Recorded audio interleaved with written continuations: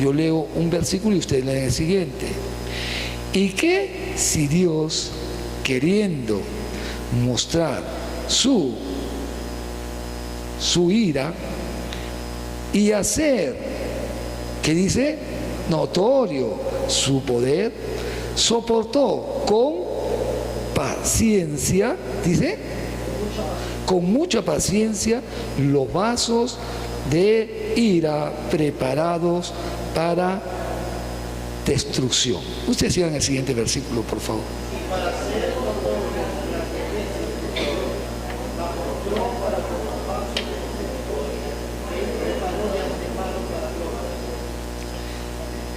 Gloria a Dios. Padre, te adoro, te exalto, te bendigo y quiero reconocerte en tu grandeza y en tu magnificencia, porque tú eres muy bueno, y oramos para que tú nos instruyas en esta mañana.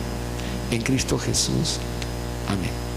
Nosotros, cuando vemos el libro de Romanos, escrito aproximadamente del año 56, 57, y algunos lo señalan en el 58, cuando Pablo está retornando de su tercer viaje misionero, encontramos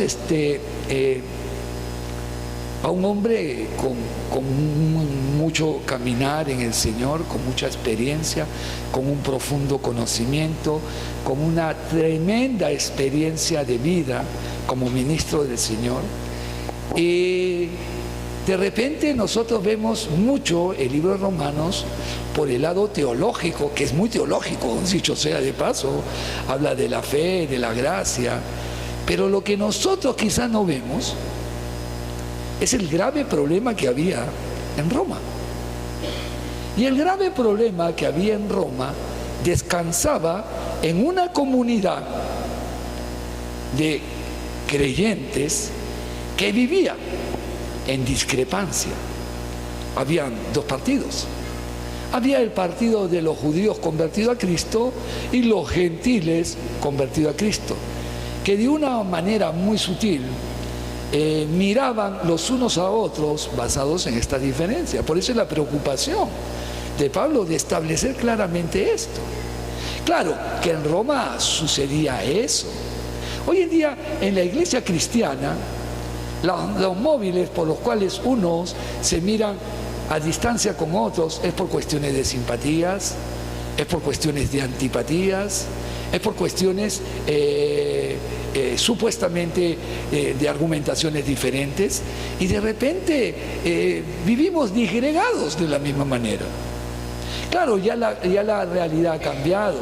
Ya no se puede dirigir a una iglesia en Roma donde tenía niveles de unidad que hoy en día la iglesia cristiana no tiene.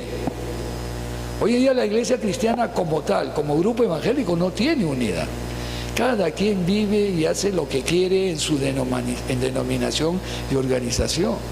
Si una denominación tiene un principio de autoridad, la gente que está en esa denominación, en su resuelve los problemas de la denominación, pero no se mete a resolver los problemas que suceden en otras organizaciones cristianas.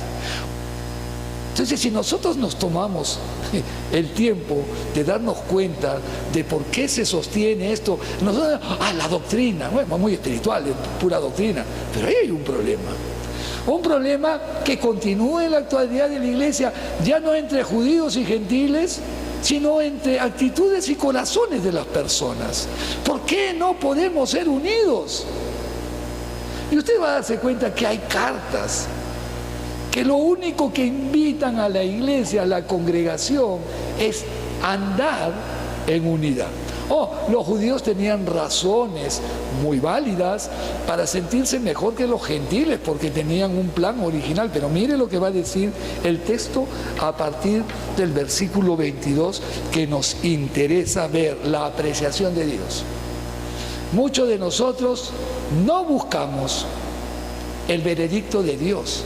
Tenemos nuestra propia autojustificación. Yo me siento bien. Es que hoy en día, la gente de este día, de este tiempo, ya no es la gente de hace 30 años atrás. La gente de hace 30 años atrás pensaba de una manera diferente. Y si es un poco más, tenía todavía las secuelas de la posmodernidad. Hoy en día el ayón, el espíritu es diferente. Y hoy en día cada uno es un creyente de este tiempo, bajo la influencia del pensamiento de este tiempo. Un pensamiento tan diferente al que se tenía 30, 40 años atrás. Mire, es más, que esas formas de pensamiento hoy en día han entrado en el seno de la iglesia. Hasta hace unos años atrás, habían 5 iglesias inclusivas. ¿Qué es una iglesia inclusiva? Es una iglesia que permite los homosexuales dentro del ministerio y todo lo demás. Y los creyentes pueden ser homosexuales. Y si más no me equivoco, la mayoría de ellas, porque de una estoy seguro, era luterana. Eran iglesias históricas, hermano. Las iglesias históricas son las más permeables. Y no es algo que tengamos que avergonzarnos. Porque usted se enterará que metodistas, presbiteranos, luteranos y todo lo demás ya tienen matrimonios homosexuales. No todas las iglesias presbiteranas, no todas las iglesias luteranas, pero muchas de estas iglesias en su independencia administrativa han tomado esa posición. Las que se volvieron las más permeables fueron las iglesias históricas, no las de los nuevos moveres espirituales, que también ya las hay. No les llame la atención que también ya las hay. Entonces, ¿qué produce todo esto? Esto no empezó ahora. A Roma le está diciendo porque necesita la iglesia para tener éxito, estar unida. Y la iglesia, el creyente, pocas veces colabora para la unidad. En la iglesia muchos de nosotros queremos tener la razón de nuestros argumentos y nos molesta tal cosa, nos molesta la otra. Oye, hermano, no todas las cosas son tan lindas y maravillosas como quisiera que fueran.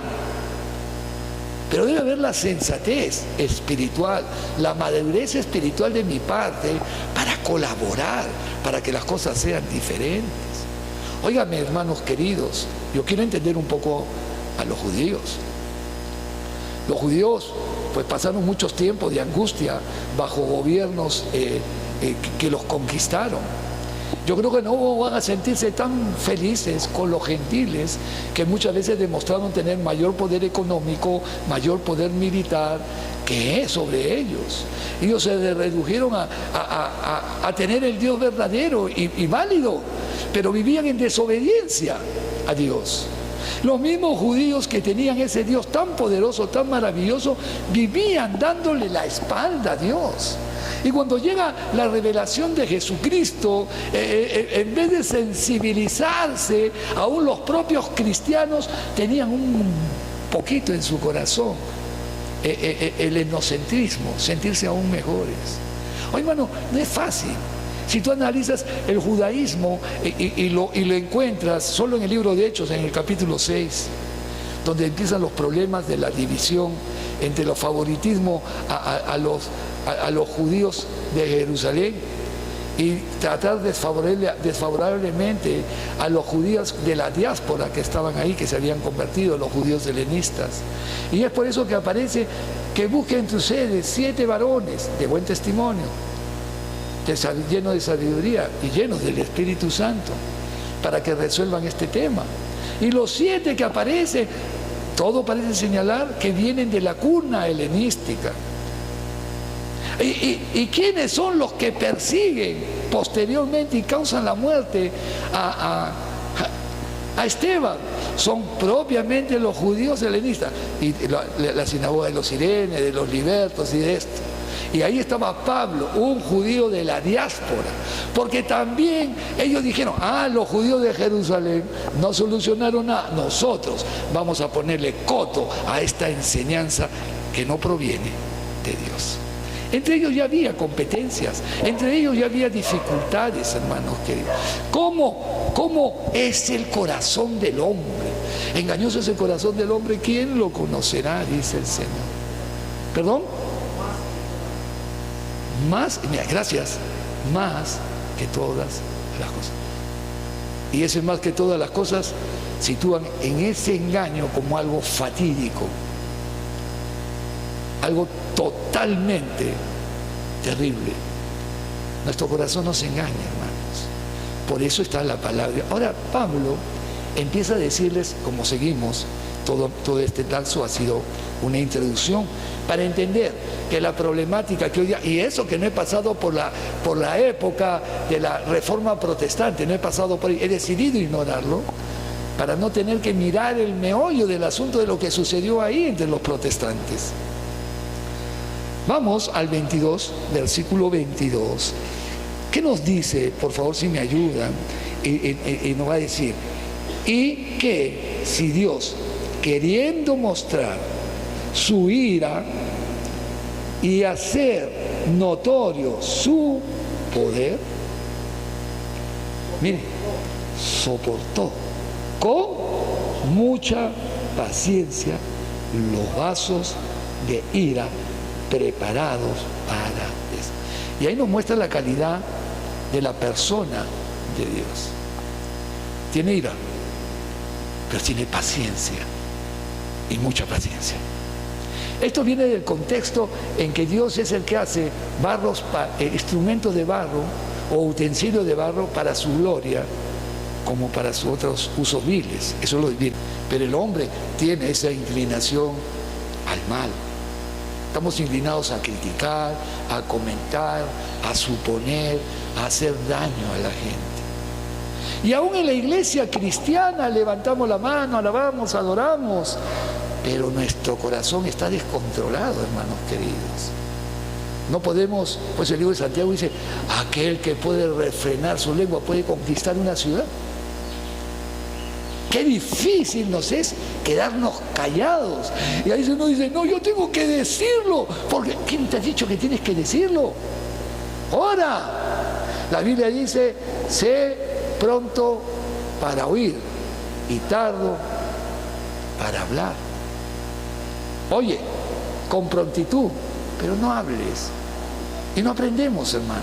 Tenemos la Biblia siglo tras siglo enseñándonos. Iglesia formada decenas de años.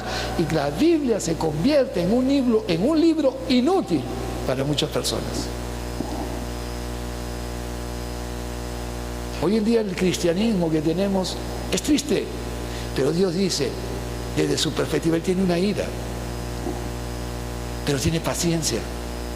Paciencia para ti y para conmigo, como la tenía hace 2000 años atrás. Paciencia con todo el mundo tiene Dios. Yo me pongo a pensar, Señor, como soy honesto, ¿sabes a cuántos años han pronosticado un terremoto para nosotros? Hace más de 20 años, de más de 9 grados. Porque según la ciencia dice que Lima debe temblar porque le toca. Según todos los mapas geográficos o geológicos dicen que debe tocarle. ¿Y por qué creen que no sucede? Porque Dios está ahí. El último terremoto que tuvimos de 7.9, verdaderamente, hermano, era terrible. Yo me tuve que arrodillar. La gente pensaba que yo estaba orando. No, yo no me podía mantener en pie. Me arrodillé. Y mis hijos se arrodillan conmigo, papá va a orar, papá va a orar, papá no podía estar en pie. Duró 2 minutos y Lima quedó como si nada hubiese pasado. ¿Amas a tus hermanos? Sí, los amas, porque mi naturaleza nueva en Jesucristo me hace amarlos. Y aquí el texto dice, y la ira de Dios, miren, pero Dios es Dios, pues, ¿cómo puede aguantar tanto? Digo yo, Señor, pucha, tú eres tremendo, tú eres lo máximo, ¿cómo aguantas? Versículo 23 nos va a decir a continuación lo siguiente. Quienes tienen el 23, por favor, ¿lo tienen el 23? Para hacer notoria la riqueza de su gloria, haz. Para por los pasos de misericordia que Él preparó de antemano para gloria. Mire. Dice, ¿qué dice? Presten atención porque si yo entiendo esto, yo entiendo que mi papel en la iglesia es un papel transformador. Porque mire lo que dice el versículo, ¿qué versículo es? 23, que dice, y no solo 23, un ratito, quiero ver en qué texto estoy, ya 8, 9, gracias, estaba en el 8, 23, me va a decir lo siguiente, y no solo ella, sino que también nosotros, ese es, a 9, otra vez, ay hermanos, el aire me mueve mi Biblia, Señor, casi digo otra cosa y me iba a sentir peor. 9:23 me dice, y para hacer notorias las riquezas de su gloria, ¿por qué se detiene? Sabiendo que merecemos la humanidad, esto es para hacer notorias las riquezas de su gloria. En su gloria Él desarrolla esas riquezas. Dice más adelante, las mostró para con los vasos de... Y aquí vea algo interesante, cambia.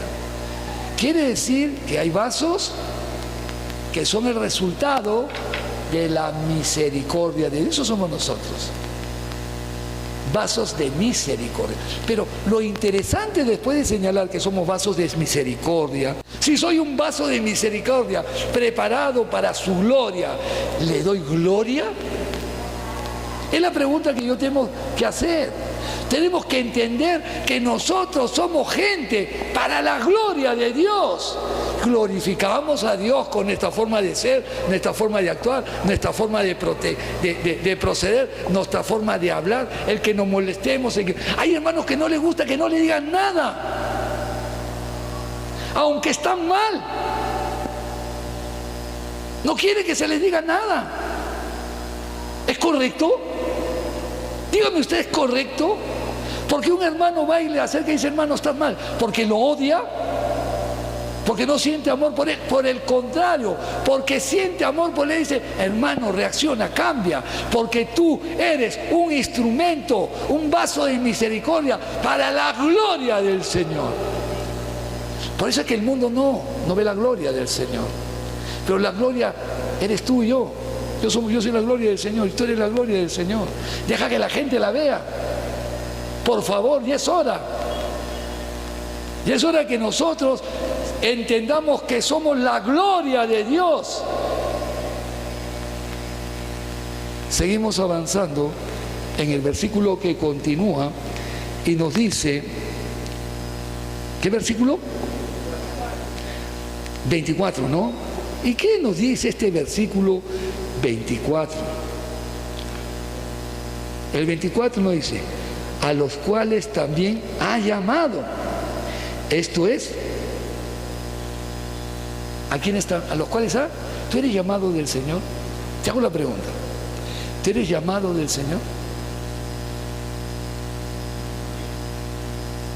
Todo va a entender, todo va a empezar a cambiar cuando yo entienda que soy llamado del Señor. ¿Sabes que el problema de nosotros, muchos no entendemos que somos llamados por el Señor? Y ahí yo hago lo que quiero porque no he entendido que soy llamado por el Señor. Que el Señor te llamó para un propósito, no para que tú sigas tu propósito, no para darte paz y tranquilidad como mucha gente busca, que cuando esté en Cristo tengo paz, tranquilidad, ya no fumo, ya no bailo. Eso es parte de, pero no es la razón de ser. La razón de ser es que tú pases la gloria del Señor en medio de esta tierra. Tú y yo tenemos que pasear la gloria del Señor. Tenemos que servir. No, pasa algo, me molesto. Pasa algo, me incómodo. Pasa algo, llamo por teléfono y grito. Pasa algo, voy y toco la puerta y me quiero pelear. ¿Qué pasa? ¿Qué nos sucede? Es porque no entendemos la Escritura. Y ojo, pestaña y ceja. Porque si tú no entiendes la Escritura, preocúpate porque posiblemente no seas cristiano. Y eso más adelante lo va a tratar el texto. Hay una problemática. Y nos dice el versículo en el cual estamos, versículo 24. ¿Qué nos dice el 24?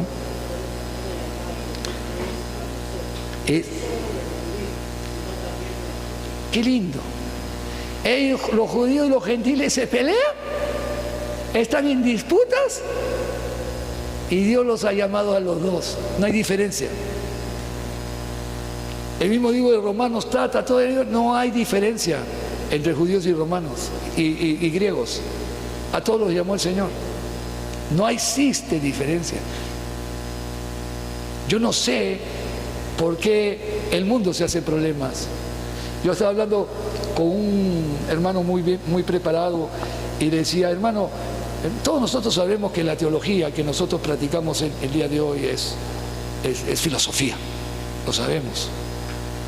Ahí no hay problema. Y la mayoría de filósofos de la escuela filosófica que la Iglesia evangélica practica es la neoplatónica, que viene de Agustín y que posteriormente viene con Lutero y Calvino, porque eran monjes agustinianos. Es filosofía.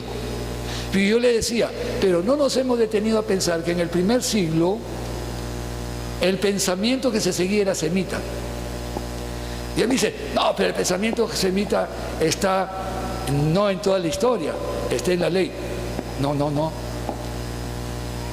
En la ley vas a encontrar el gran porcentaje de la palabra de Dios y la respuesta del hombre en la ley, que es semita. Pero el pensamiento, pero no es semita la palabra de Dios. Allá, ¿qué es semita? Bueno, en estos últimos, ustedes saben que cuando los descendientes de Sem, porque hay Jafé, Sem, Can, los hijos de Noé, entonces se le atribuye a Sem, y de Sem viene la descendencia de lo que puede ser la raza judía posteriormente, pero también están los árabes y otros grupos raciales. Pero con el transcurrir del tiempo, siglos atrás, a los judíos se les ha atribuido este título de semita como una definición racial de nombre propio. No se habla de semitas cuando se habla de los árabes, se habla básicamente de los judíos, aunque los árabes también son semitas. Entonces, esa es la idea. Y el pensamiento semita, o sea, es el pensamiento original del proceso del desarrollo de la cultura judía, muchas veces no entra en juego en el pensamiento teológico. Así que tenemos una teología de una interpretación basada básicamente en principios griegos y hemos descuidado algunos detalles del pensamiento judío que son válidos. Lo uno no invalida a lo otro, pero es necesario para tener un estudio mejor centrado valerse de los recursos que ambas fuentes te dan porque son válidas. Entonces, llega a este momento del texto y nos encontramos, gracias ministro Germán, estamos en el versículo 25 y dice, nos asocia a todos, judíos y gentiles, estamos en el mismo paquete en Cristo, no hay diferencia. Y los mesiánicos, que son iglesias mesiánicas que toman costumbres judías, ese no es pensamiento judío, eso es toma de costumbres, se pone su kipá, celebran las fiestas y todo lo demás, están guardando preceptos de la ley judía. Eso no es pensamiento judío, eso es seguir un lineamiento de ciertas prácticas judías y colocarlas en el seno. Lo más trascendental, lo más importante no son las prácticas, es la vivencia del reino de Dios en nosotros, es vivir como Dios quiere que vivamos, es vivir en amor, en perdón, en restauración, en colaboración, en hacer un trabajo de discipulado. Eso es la esencia del cristianismo, producir hombres y mujeres que adoren a Dios y sirvan a Dios en todas las áreas. Esas personas van a afectar a toda una nación. Seguimos en el versículo 25, ¿no? Perdonen el problema de la limitación física y voy a tener que ubicarme y decir, como también en Oseas dice, llamaré pueblo mío al que no es mi pueblo, ¿no? Al que no era mi pueblo, gracias. Y a la no amada, amada.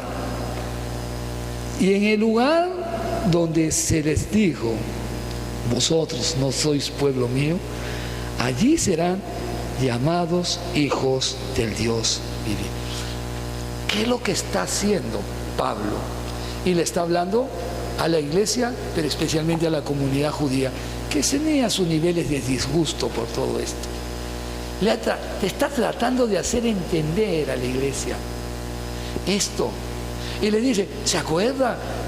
Sección judía, lo que en la ley está escrito, en lo que los profetas escribieron, en lo que el Antiguo Testamento dice, que llamará a un pueblo que no era su pueblo y amado al que no era amada. Ya se los había dicho, ya se los había señalado, no les estoy diciendo nada nuevo. Qué interesante. Y va a mencionar ahora a otro profeta para, de una u otra manera, ratificar la idea principal de este mensaje. El versículo que continúa, ¿cuál es? 27. También Isaías clama. ¿Qué dice? Pero miren la palabra que usted clama. ¿Qué término está diciendo? Grita. Clama, para que todos lo oigan, clama, tocante a Israel. ¿Qué le dice? Si fuera el número de los hijos de Israel como la arena del mar, tan solo seríamos semejantes. Y déjenme decirles esto, estas son palabras proféticas de doble, triple cumplimiento.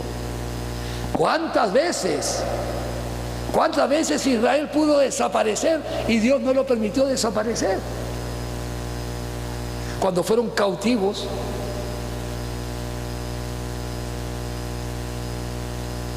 por los babilónicos, no quiero hablar del norte, cuando cayeron por los asirios, cuando cayeron, ¿cuánta gente murió? ¿Cuánta gente murió? Y siempre, ¿qué cosa? Él reservaba un remanente físico. Y ahora estamos hablando, ¿cuántos judíos recibieron a Jesús? Pocos. Si contamos algunos miles, y vamos a poner 20.000, 30.000, no son nada para toda la población judía que había en aquel entonces. Y si nosotros lo dejamos ahí y no continuamos con el propósito del mensaje de todo este libro, entonces tenemos que desechar a Israel. Pero Israel no está desechado. Por eso es necesario leer la armonía de todo el mensaje escrito en el libro de Romanos. Y hoy en día, ¿qué hacemos tú y yo? Si sabemos que ahora tú y yo somos personas que tenemos que pasear la gloria del Señor. Tú y yo entender que había un problema en la iglesia de Roma de diferencia y ahora le está hablando a la comunidad judía y le está diciendo, oye, ¿por qué ustedes se creen tanto? Y va a encontrar que más adelante le va a hablar a los gentiles, ¿ah? Aquí le está hablando a la comunidad judía, pero más adelante le va a hablar a los gentiles en palabras mayores, hermano, que es hoy día lo que muchas organizaciones cristianas hacen en ignorancia de la palabra. Porque mucha gente ignora la palabra, hermanos. Han tejido y han construido pensamiento extrabíblico por ignorancia de la palabra. Por eso mi deseo es que usted descanse en la palabra, no en lo que yo diga, porque yo puedo equivocarme, soy humano, pero la palabra es la que tiene la razón. Ahora tú y yo, ¿qué tenemos que hacer? ¿Cómo debemos caminar?